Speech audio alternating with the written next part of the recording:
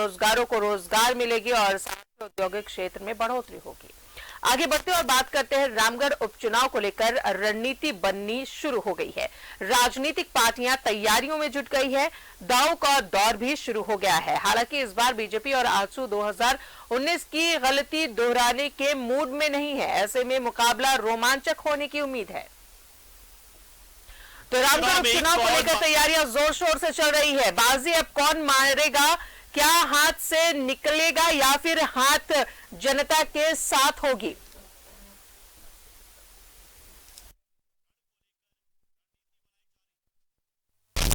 रामगढ़ उपचुनाव में कौन मारेगा बाजी? क्या हाथ से निकल जाएगा रामगढ़ या मिलेगा हाथ को जनता का साथ? रामगढ़ में फिर चुनावी बिसात बिछनी शुरू हो गई है। रण को लेकर रणनीति बनाई जा रही है। कांग्रेस जहां सीट बचाने की कोशिश में जुटी है, वहीं आजसू एक बार फिर खोए जनाधार को पाने के प्रयास में है। इस बार आजसू और बीजेपी 2019 की गलती को दोहराने के मूड में नहीं है। फिर दोनों साथ साथ दमखम के साथ मैदान में उतरने की तैयारी में है। आजसू ने दावा किया है कि एनडीए इस बार चुनाव लड़ेगा, लेकिन उम्मीदवार आजसू का होगा।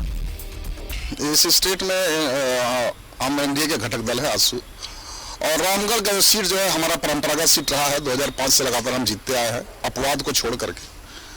तो हम ये जानते हैं कि वो सीट आजसू पार्टी लड़ेगी एनडीए की ओर से। तो आपको पूरा भरोसा है बीजेपी पर? 100% हम लोग, चूंकि एनडीए के पार्टी अलायंस है तो इसमें कहीं कोई दिक्कत नहीं है। 2019 में आजसू और बीजेपी अलग अलग चुनाव लड़े थे।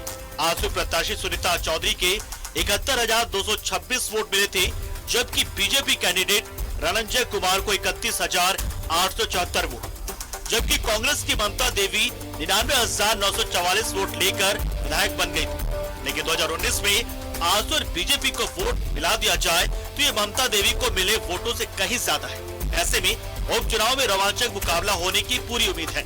हालांकि अब तक बीजेपी ने यह साफ नहीं किया है कि रामगढ़ में आजसू का उम्मीदवार होगा या बीजेपी का, लेकिन ये साफ है कि रामगढ़ उपचुनाव में एनडीए ही चुनाव लड़ेगा।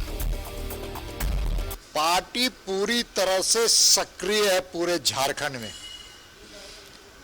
बूथ से लेकर के प्रदेश स्तर तक जीवंत है, धारदार है। रामगढ़ चुनाव की घोषणा होने दीजिए। इस बार सरकारी पार्टियों को हम लोग धूल चटाने का काम करेंगे। आप लोग लड़ेंगे या समय घोषणा तो होने दीजिए राजेश जी। भारतीय जनता पार्टी हर हाल में उस चुनाव को एनडीए फोल्डर में चुनाव जीता जाए, इसका हर संभव प्रयास करेगी और हम सब मिलकर के चुनाव जीतेंगे। रामगढ़ उपचुनाव में एनडीए जीत का दावा कर रहा है, लेकिन कांग्रेस भी पूरे दमखम के साथ चुनावी मैदान में उतरने की तैयारी में है। कांग्रेस की पॉलिटिकल अफेयर्स कमेटी और प्रदेश कार्य समिति की विस्तारित बैठक में भी रामगढ़ चुनाव पर विशेष चर्चा की गई। साथ ही जीत का संकल्प लिया गया। ऐसे में एनडीए के दावों पर कांग्रेस ने पलटवार किया है। इतना ही नहीं, कांग्रेस प्रदेश अध्यक्ष ने बाबूलाल मरांडी और रघुवर दास को रामगढ़ में उपचुनाव लड़ने की चुनौती भी दी है। चुनाव आया है, अब 4 चुनाव से तो ये लोग कह रहे हैं कि हम जीत रहे हैं। पिछले मांडर के चुनाव में किस तरह के दावे किए जाते थे। कई केंद्रीय मंत्री आए, लगातार बैठक की और सबने कहा कि हम चुनाव जीत रहे हैं। तो मेरा आग्रह होगा सिर्फ आपके माध्यम से कि ये जो कम से कम अभी रघुवर दास जी विधानसभा के सदस्य नहीं है, तो उनको एक बार आकर के, और जो बाबूलाल मरांडी जी हैं उनकी सदस्यता खतरे में है, तो उन दोनों व्यक्ति को आकर के अपना दावेदारी पेश करना चाहिए और परोक्ष रूप से नहीं प्रत्यक्ष रूप से आकर के चुनाव लड़ करके अपनी ताकत को बताना चाहिए। रामगढ़ में 12 मई से पहले उपचुनाव होना है। हालांकि अब तक उपचुनाव की घोषणा नहीं हुई है, लेकिन चुनावी बिसात बिछने लगी है। राजनीतिक पार्टियां रणनीति बनाने में जुटी हैं। साथ ही दावों का सिलसिला भी शुरू हो गया है। अब देखना है कि रामगढ़ की जनता का आशीर्वाद किससे मिलता है। कांग्रेस अपनी सीट बचाने में सफल होती है या फिर हाथ से रामगढ़ छूट जाता है। न्यूज़ 11 भारत के लिए रांची से विपिन उपाध्याय और राजेश कुमार की रिपोर्ट।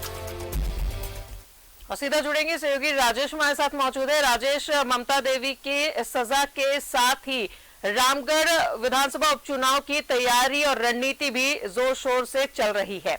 एक तरफ कांग्रेस है जो अपनी सीट बचाने में जुटी हुई है, दूसरी तरफ अगर बात आजसू और बीजेपी की करें तो जाहिर तौर पर 2019 की गलती वो इस बार नहीं दोहराने वाले। देखिए, इतना स्पष्ट है और पर्याप्त इस मामले में संकेत है बीजेपी की ओर से कि रामगढ़ उपचुनाव में आजसू के जो प्रत्याशी होंगे, जो पार्टी तय करेगी उसको आंख मूंदकर समर्थन दिया जाएगा और गठबंधन धर्म का पालन किया जाएगा। हमारी 2-3 दिनों से बातचीत हो रही है और कहा जा रहा है कि आजसू को जो कैंडिडेट होंगे यहाँ पे, चाहे वो चंद्र प्रकाश चौधरी की पत्नी हो जो जिन्होंने पिछला चुनाव लड़ा था, वो हो या फिर एनीवन कोई भी हो, पार्टी यानी बीजेपी पूरा समर्थन करेगी और बूथ स्तर से पूरी तैयारी चल रही है। और जैसे ही घोषणा होगी और तो इस संबंध में प्रेस मीडिया को पर्याप्त जानकारी दे दी जाएगी। लेकिन ये साफ तौर पर अभी नहीं कहा गया है किसी बड़े चेहरे के माध्यम से कि आजसू को हम कैंडिडेट को समर्थन देंगे, लेकिन ऐसे पूरे संकेत है कि सरकार के जो घटक दल हैं उनके प्रत्याशी को हराने के लिए एनडीए फोल्डर पूरी मजबूती के साथ चुनाव लड़ेगा। तो साफ तौर पर कहा जा रहा है और पार्टी के अंदर ये बात बन गई है। संभवतः पिछले दिनों जो अमित शाह आए थे, ऐसा बता रहे हैं कि ये भी चंद्र प्रकाश चौधरी से शायद उनकी मुलाकात हो गई थी और इस संबंध में एक तरह से सहमति बन गई है कि आजसू का ही प्रत्याशी उपचुनाव लड़ेगा। अब चेहरा जो भी हो, बीजेपी तैयार है और चूंकि एक तकाजा है गठबंधन धर्म का कि आपने देखा कि कई उपचुनाव हुए हैं 2019 के विधानसभा चुनाव के बाद। आप देखें कि दुमका हुआ, बेरमो, मधुपुर, फिर मांडर, तो सभी में आजसू ने समर्थन दिया और इस लिहाज से ये बिल्कुल अपेक्षित है कि बीजेपी अब इस चुनाव में यानी उपचुनाव में जो जब भी होगा तब ये अपने आजसू के प्रत्याशी को समर्थन देगी।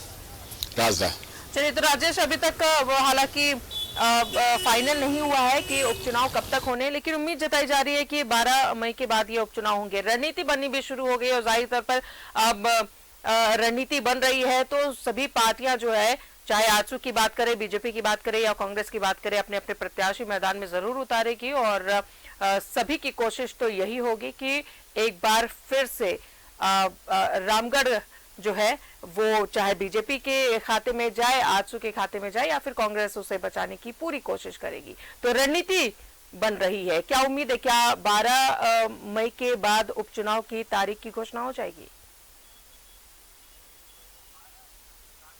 12 तारीख तक, 12 मई तक तो चुनाव संपन्न हो जाएगा।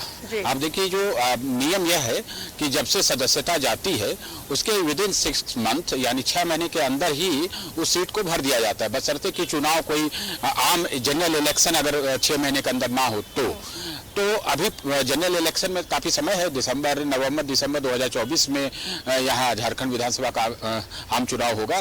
तो अभी 13 दिसंबर को उनकी सदस्यता गई है, उन्हें सजा मिली, तो सदस्यता उसी दिन से मानी जाती है कि भले नोटिफिकेशन 2-4-5 दिन बाद निकलता हो विधानसभा सचिवालय के माध्यम से, लेकिन जिस दिन से सजा मुकर्रर की जाती है उसी दिन से उनकी सदस्यता रद्द मानी जाती है।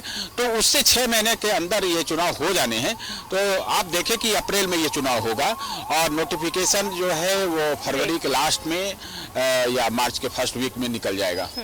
चलिए, बहुत बहुत शुक्रिया आपका राजेश तमाम जानकारियों के लिए। तो उपचुनाव होने की तैयारी जोर शोर से चल रही है। रामगढ़ उपचुनाव को लेकर पार्टियां पूरे दम लगा चुकी है।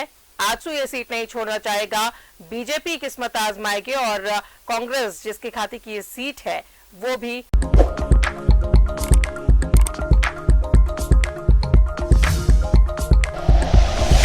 Like and share videos, subscribe करें हमारा चैनल और प्रेस करें बेल आइकॉन। न्यूज़ 11 भारत, सच है तो दिखेगा।